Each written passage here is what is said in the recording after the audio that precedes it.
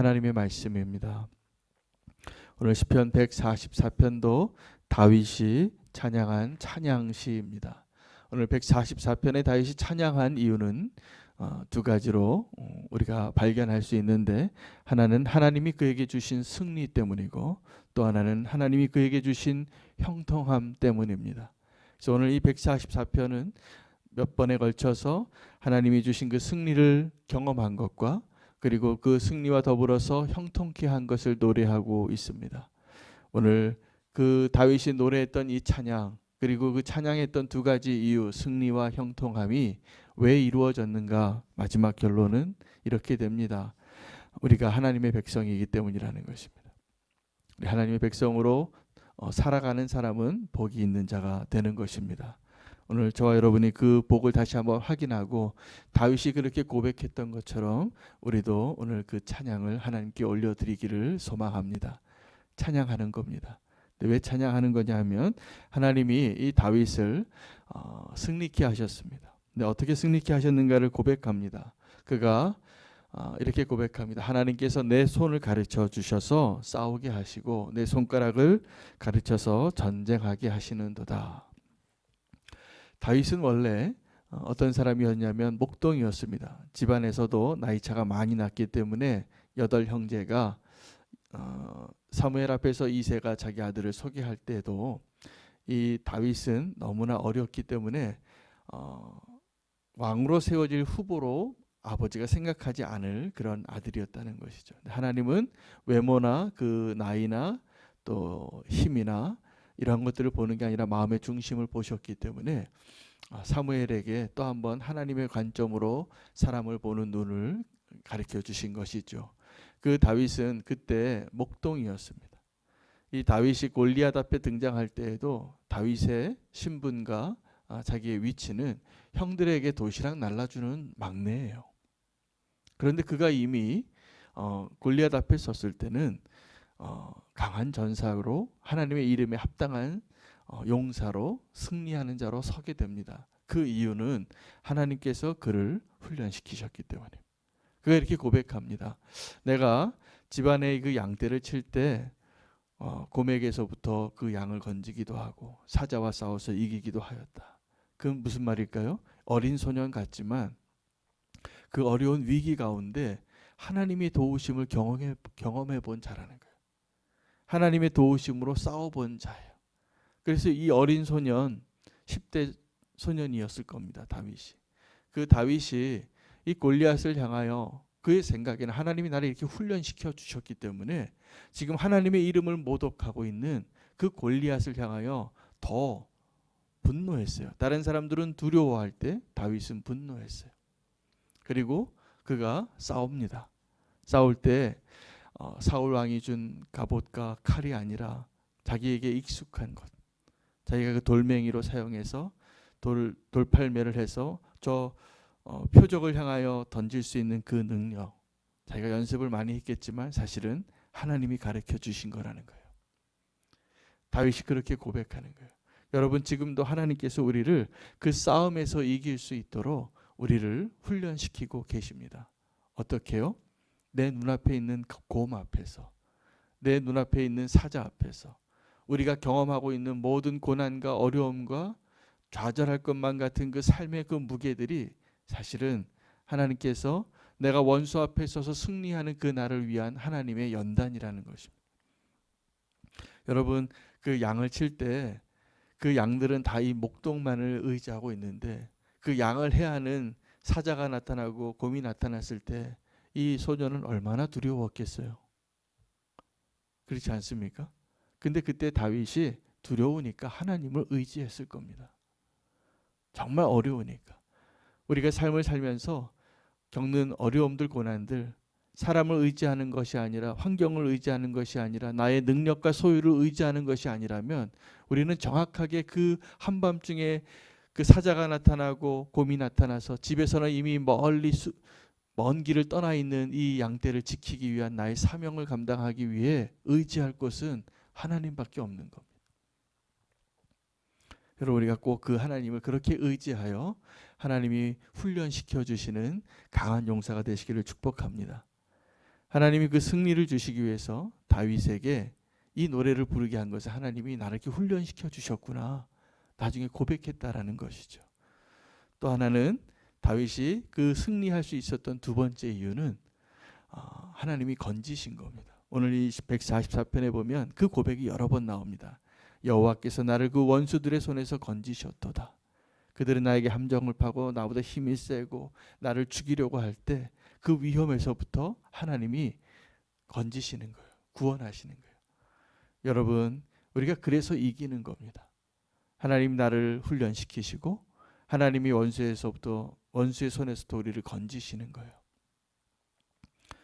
근데 또 하나, 하나님께서 이 승리를 위하여 다윗을 준비시킨 것이 있는데, 승리를 위하여 하나님이 행하신 것이 있는데, 찬양하는 자가 되게 한 거죠.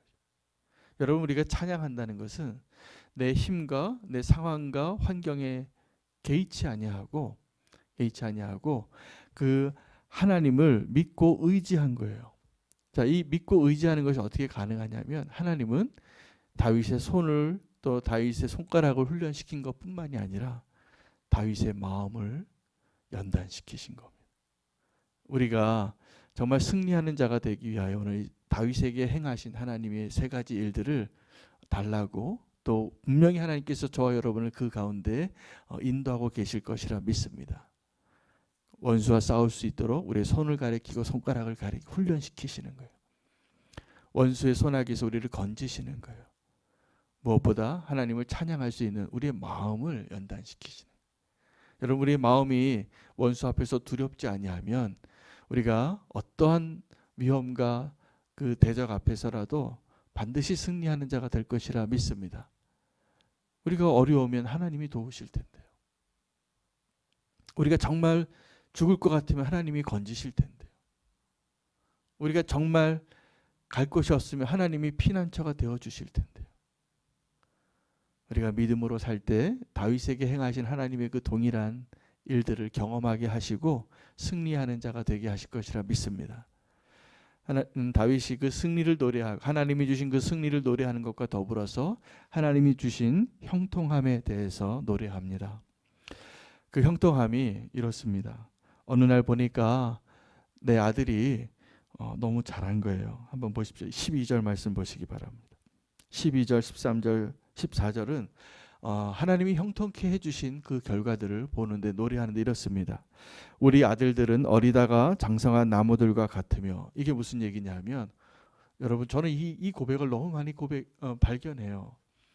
나는 그대로 있는 것 같은데 애들이 커가고 있어요.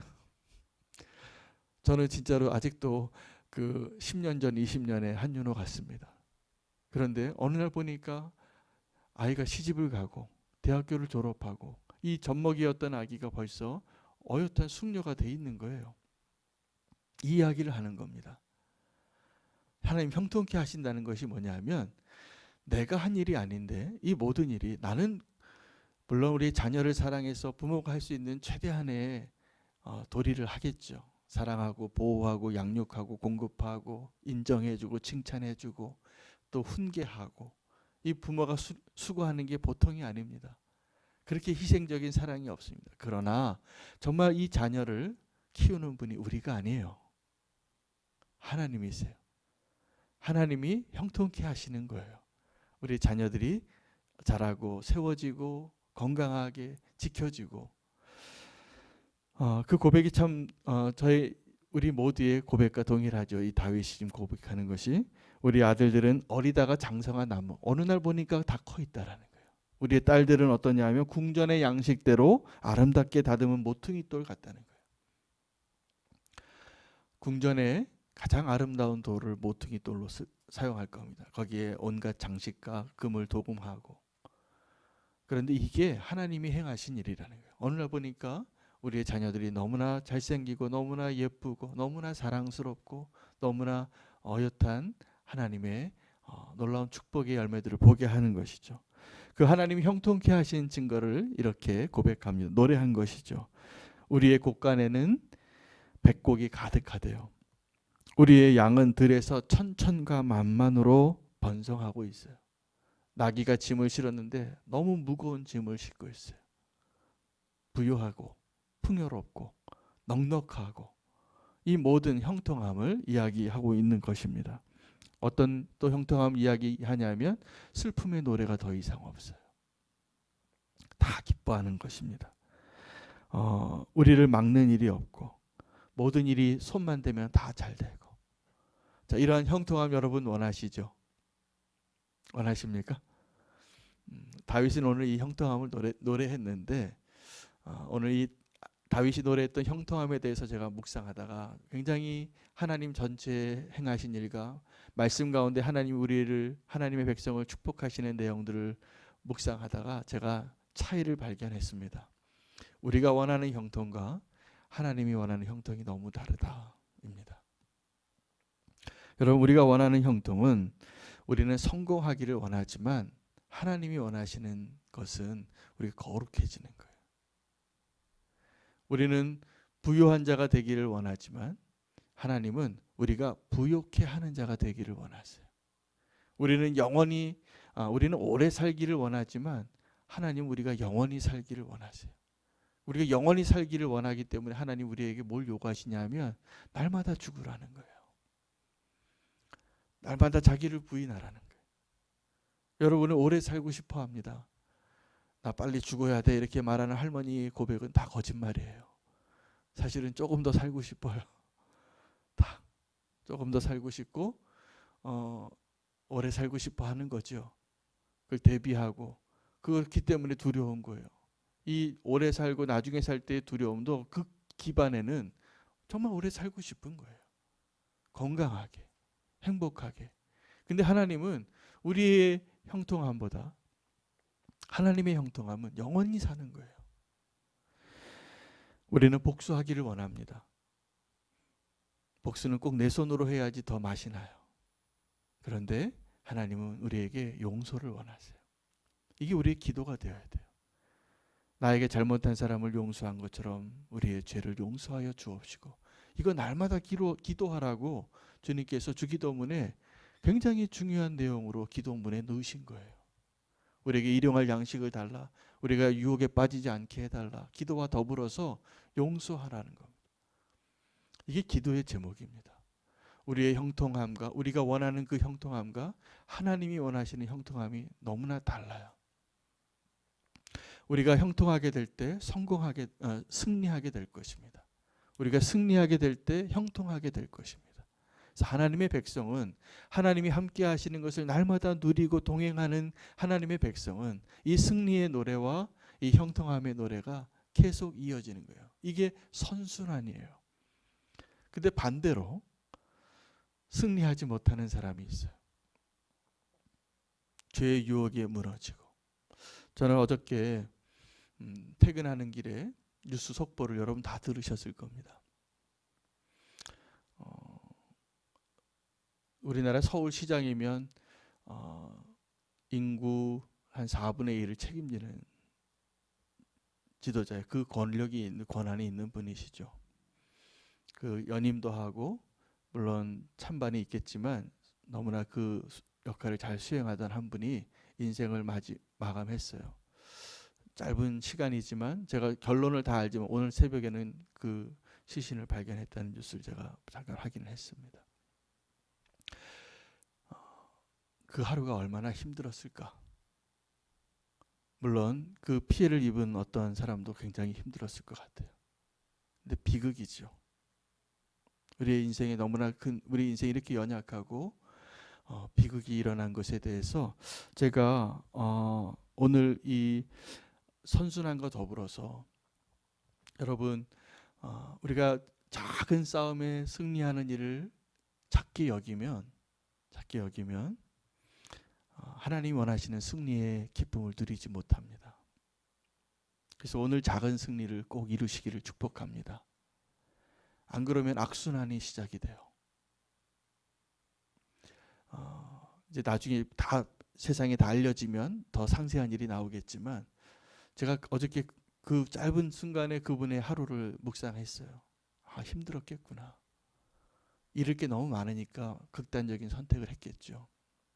저는 아직 잘 모릅니다. 이제 사실이 다 밝혀지겠지만 그러나 그 일이 어저께 일어난 일이 아니라는 사실이 더 중요해요.